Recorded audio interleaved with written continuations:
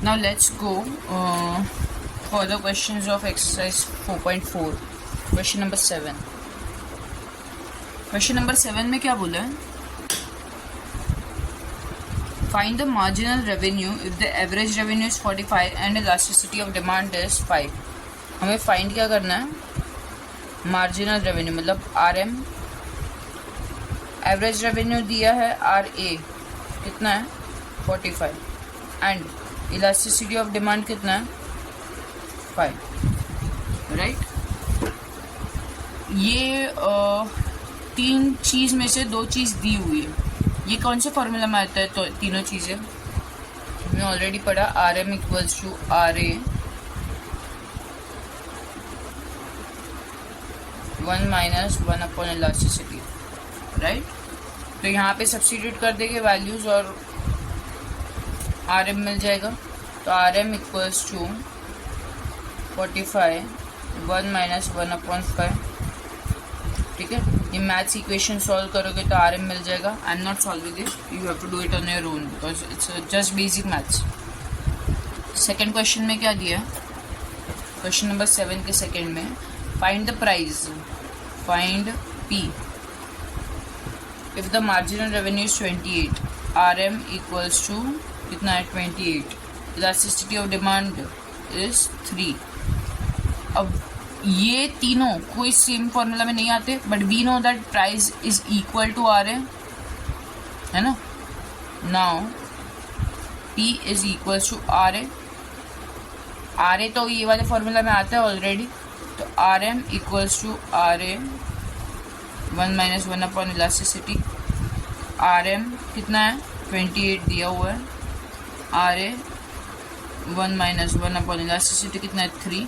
अब इस इक्वेशन से हमें आर ए मिल जाएगा और वही क्या है? R A is equal to P. देखो पी भी मिल जाएगा. इस इक्वेशन को सॉल्व करोगे तो मैथमेटिकल इक्वेशन को. ठीक है. I am not solving it, you have to do it on your own.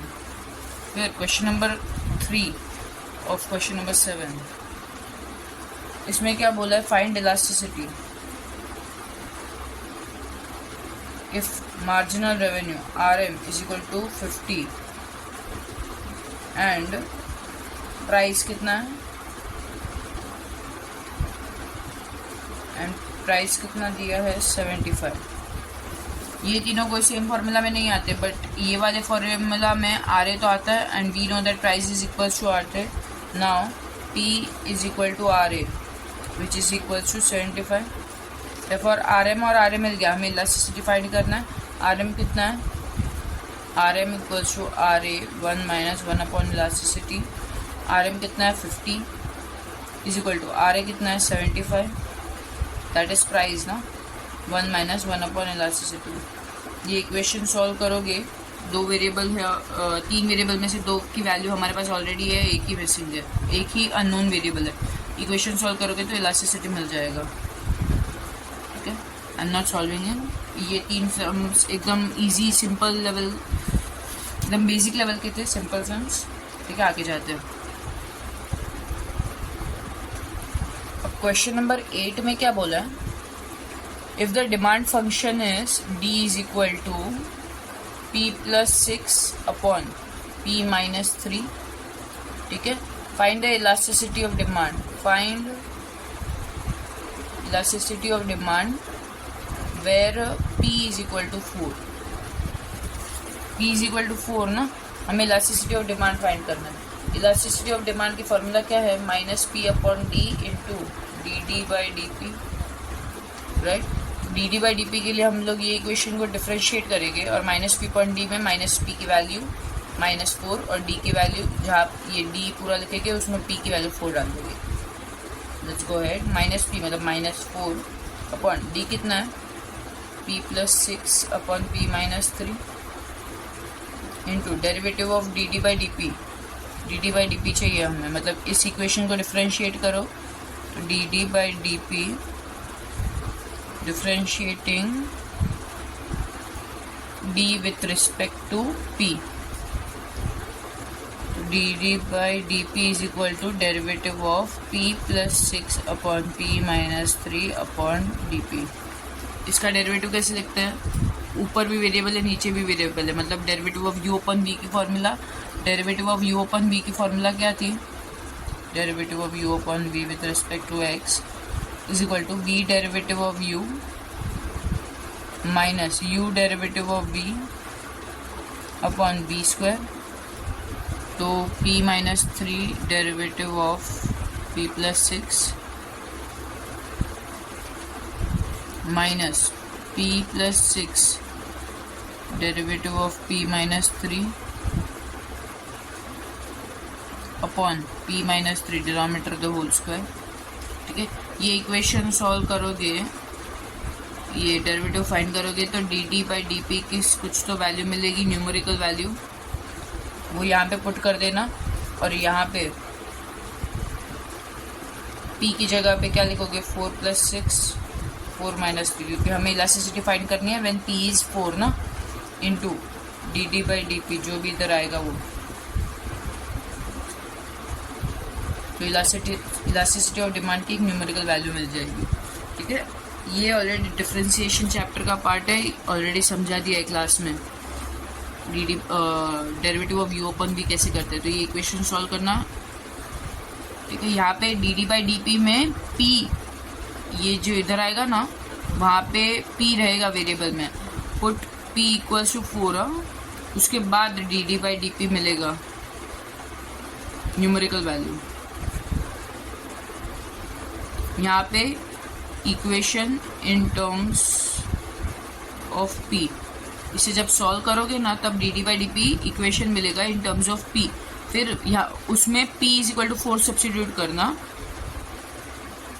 और D by D P is equal to numerical value मिल जाएगी, और वही न्यूमेरिकल वैल्यू यहाँ पुट करनी है।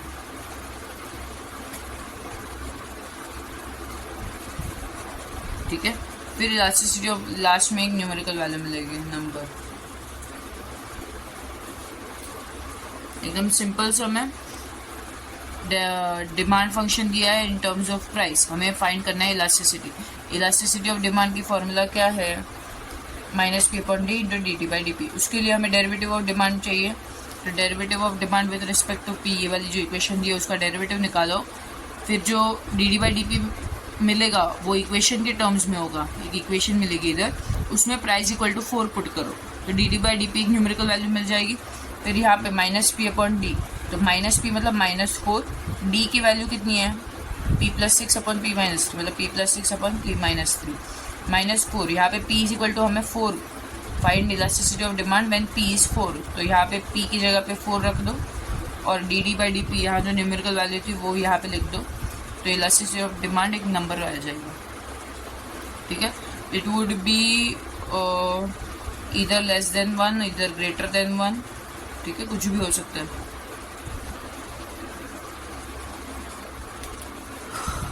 डू दिस, अगर कुछ डाउट रहेगा तो लेक्चर में पूछना। क्वेश्चन 9 देखते हैं, इसमें क्या बोला है, find price, find p for the demand function d is equal to 2p plus 3 upon 3p minus 1 when elasticity of demand already दे दिया 11 अपॉन 14। ठीक है, तो हमारी फॉर्मूला क्या है, elasticity of demand equals to minus P upon D into D by D P. Elasticity of demand 11 upon 14 already दी हुई है, पी हमें नहीं पता इसलिए माइनस पी अपॉन डी कितना है 2p plus 3 upon 3p minus 1 into D by D P कैसे फाइंड करेंगे, डी बाई डी पी कैसे फाइंड करेंगे, ये वाली जो इक्वेशन है ना उसको डिफ्रेंशिएट करेंगे, differentiating D with respect to P, तो left hand side D by D P into is equal to derivative of 2p plus 3 upon 3p minus 1 upon D P. Derivative of u upon v कैसे find करते हैं, v derivative of u minus u derivative of v upon v square, तो D by D P is equal to v derivative of u ना, तो 3p minus 1 derivative of u 2p plus 3 minus 2p plus 3, रुको मैं अच्छे से, space नहीं है तो D by D P is equal to 3p denominator into derivative of numerator minus numerator into derivative of denominator upon denominator the whole square. ठीक है, तो D D by D P इसे सॉल्व करोगे ना तो इक्वेशन फॉर्मेट में आएगा, equation in terms of P. वही इक्वेशन यहाँ पे पुट कर देना, D D by D P substitute.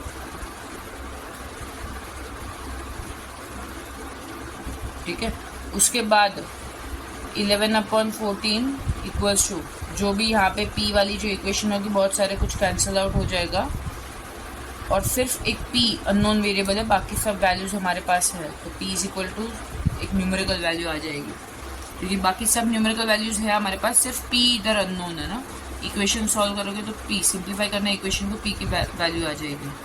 Normal maths है, अगर कुछ डाउट रहेगा तो क्लास में पूछना, बट बहुत सिंपल है। ठीक है,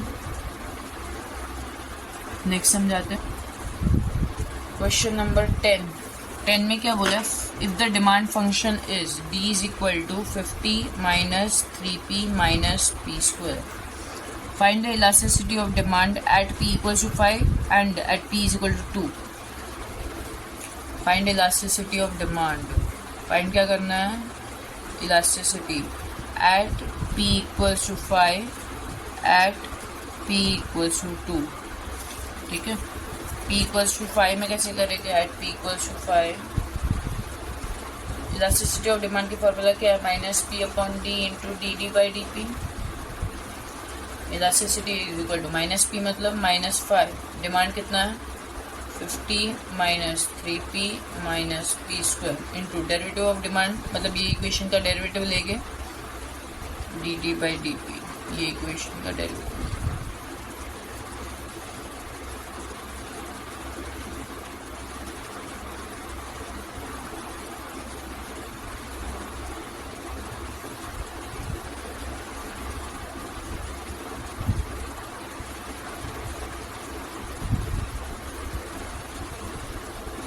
बराबर, फिर elasticity of demand equal to -5 upon जिधर जिधर p है यहाँ पे वहाँ पे क्या सब्स्टिट्यूट कर देंगे 5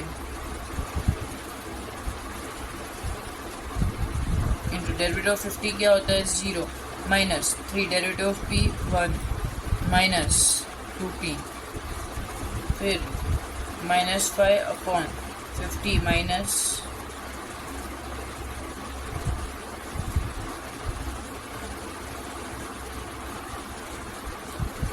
जहाँ जहाँ p है वहाँ 5 सब्स्टिट्यूट कर दो। ये मैथमेटिकल एल्जेब्रिक क्वेश्चन जो है वो सॉल्व करना, elasticity of demand equal to numerical value आ जाएगी, इसको सिंप्लीफाई करना।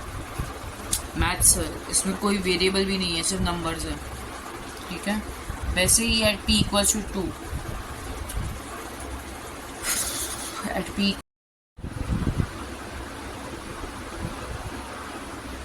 वैसे ही एट p इक्वल्स टू 2,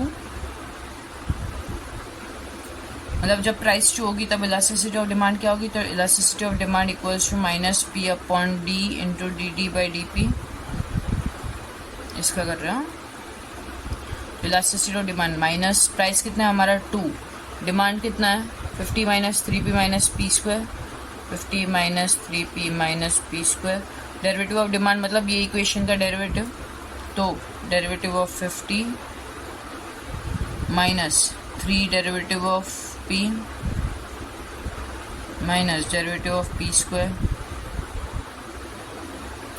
ठीक है, तो इलास्टिसिटी ऑफ डिमांड क्या आ गया, जहाँ पे भी p है वहाँ पे क्या रख देंगे 2,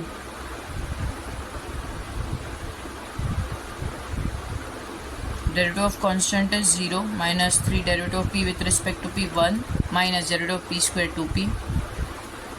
elasticity of demand -2 upon 50 minus 3 into 2 minus 2 square, यहाँ पे क्या आ जाएगा -3 माइनस 2 इंटू p की जगह पे 2। ठीक है, ये एक मैथमेटिकल इक्वेशन है, सॉल्व करना, इलास्टिसिटी ऑफ डिमांड मिल जाएगा। अब क्वेश्चन में और क्या मांगा है, comment on the results. Comment on the results मतलब जो लेक्चर हम लोग ने पहले किया था बेसिक्स का, 4.4 के स्टार्ट होने के पहले एक बेसिक्स फॉर 4.4 वाला एक लेक्चर किया था। उसमें मैंने इलास्टिसिटी ऑफ डिमांड अगर ग्रेटर देन 1 है, लेस देन 1 है, उसे क्या कहते हैं वो सब समझाया था। Is equal to 0 is equal to 1। ठीक है, तो यहाँ दोनों में इलास्टिसिटी डिफरेंट आएगा। अगर इलास्टिसिटी ग्रेटर देन 1 है 5 में, ठीक है, या 2 में, दोनों में अलग आएगा। ग्रेटर देन 1 है तो लिख देना कि your elasticity is greater than 1, therefore the demand is relatively elastic. Less than 1 आएगा जो भी वाला, उधर ही लिखना। लेस देन 1 मतलब इलास्टिसिटी जब लेस देन 1 होता है तब relatively inelastic. Is equal to 0 होगा, अगर कोई में भी इज इक्वल टू 0 है तो उस वाले पार्ट में स्टेटमेंट लिखना परफेक्टली इनइलास्टिक। अगर इज इक्वल टू 1 आया तो यूनिटरी इलास्टिक।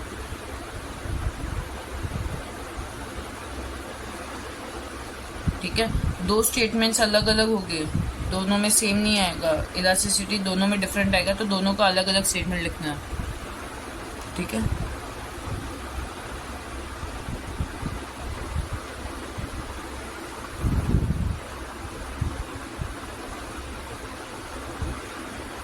मतलब ऐसे लिखना कि when price is 5, elasticity demand is relatively या यूनिटरी या कुछ भी होगा वो। फिर व्हेन प्राइस इज 2, फिर जो भी इलास्टिसिटी आएगा उस हिसाब से उसका स्टेटमेंट बनेगा। क्वेश्चन नंबर 11 में भी वही चीज़ दिया है। For the demand function D की एक इक्वेशन दिया है 100 माइनस p²/2। ठीक है, find elasticity of demand at, elasticity at p equals to 10 और p equals to 6। Exact same question है 10 का, सिर्फ डिमांड की इक्वेशन अलग है। डिमांड की इक्वेशन प्रीवियस क्वेश्चन में 50 माइनस 3p माइनस p² था, यहाँ पे डिमांड फंक्शन अलग दिया है और p इक्वल्स प्राइस की दो वैल्यूज अलग दी, और कुछ अलग नहीं है, सेम टू सेम है। ट्राई करना, अगर डाउट रहेगा तो लेक्चर में पूछना। ठीक है, let's end video here and we'll go with 12th and 13th sum in next video.